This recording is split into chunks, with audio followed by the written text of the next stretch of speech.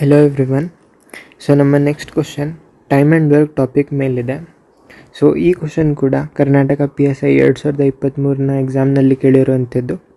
So ಅದೇನು ಹೇಳ್ತಿದೆ, if 6 men take 9 days to complete a work, how many men can complete the work in 3 days?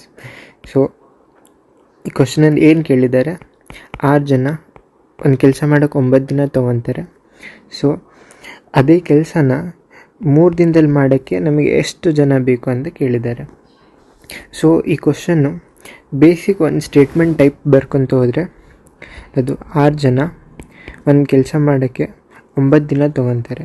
So ಅದೇ ಕೆಲಸನ 3 ದಿನದಲ್ಲಿ ಮುಗಿಸೋಕ್ಕೆ ಎಷ್ಟು ಜನ ಬೇಕು ಅಂತ ಈ ಟೈಪ್ ಸ್ಟೇಟ್ಮೆಂಟಲ್ಲಿ ಬರ್ಕೊಂಡ್ರೆ ಇದು ಕ್ವಶನ್ ಫುಲ್ ಸಿಂಪಲ್ ಆಗುತ್ತೆ. ಸೊ ಈ 3 ನಾವು ಇಲ್ಲಿ ಕೆಳಗಡೆ ಕಳ್ಸೋಣ. ಸೊ x = 6 × 9/3 ಆಯಿತು. ಸೊ x = 6 9s 54/3 ಆಯಿತು.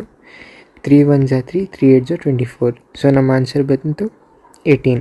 ಸೊ ನಮಗೆ ಅದೇ ಸೇಮ್ ಕೆಲಸನ 3 ದಿನದಲ್ಲಿ ಮಾಡೋಕ್ಕೆ 18 ಜನ ಬೇಕಾಗ್ತವೆ. ಸೊ ನಮ್ಮ ಕರೆಕ್ಟ್ ಆನ್ಸರ್ ಈಸ್ 18.